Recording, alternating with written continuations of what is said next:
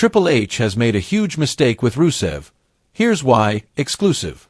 Rusev's return to WWE has sparked plenty of excitement among fans, but not everyone believes the creative direction has hit the mark. The Bulgarian Brute made his long-awaited return to Monday Night Raw on the episode following WrestleMania, receiving a thunderous ovation from the WWE Universe. After a memorable run in AEW under the name Miro, many fans were eager to see how WWE would reintroduce the powerhouse. However, his comeback has raised some eyebrows, particularly in how his in-ring return was handled. Since stepping back into the WWE spotlight, Rusev has made it clear that his new mission is to target wrestlers he feels are wasting their potential. His first victims? Members of the Alpha Academy. In the weeks following his return, Rusev attacked both Otis and Akira Tozawa, establishing himself as a no-nonsense enforcer with a purpose. This built anticipation for his first match back inside a WWE ring, which finally took place on the May 5th episode of Raw. In that match, Rusev went head-to-head with Otis in a physical encounter. Otis held his own surprisingly well, showcasing his power and resilience before ultimately falling to the returning Brute. While Rusev picked up the victory, the match was more competitive than many expected, and that, according to some wrestling insiders, was a mistake.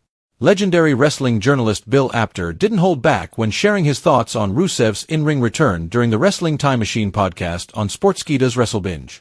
Apter acknowledged that Rusev looked good and was booked strongly after the bell, but he felt that the match itself should have been a statement-making squash. He argued that Otis lasting as long as he did against Rusev dulled the impact of his return and undermined the dominant persona WWE is trying to rebuild. Apter's co-host, Mac Davis, had a slightly different perspective. Davis praised Rusev's performance and felt that the bout served its purpose in re-establishing him as a credible threat. He argued that a competitive match still made Rusev look strong while giving Otis some shine in the process. In Davis's view, this wasn't a misstep but rather a well-executed return that will lead to bigger things. Still, the criticism remains valid. A dominant, destructive return could have sent a much clearer message about Rusev's new mission. Instead, WWE opted for a more balanced match that arguably softened the blow. For a wrestler like Rusev, who is supposed to be on a warpath against underperformers, he should have bulldozed through Otis to set the tone. The fact that Otis, a mid-card comedy act for much of his career, was able to go toe-to-toe with Rusev does raise questions about whether creative truly understands how to repackage him as a monster. With Otis and Tozawa now seemingly behind him, Rusev is expected to move on to bigger targets.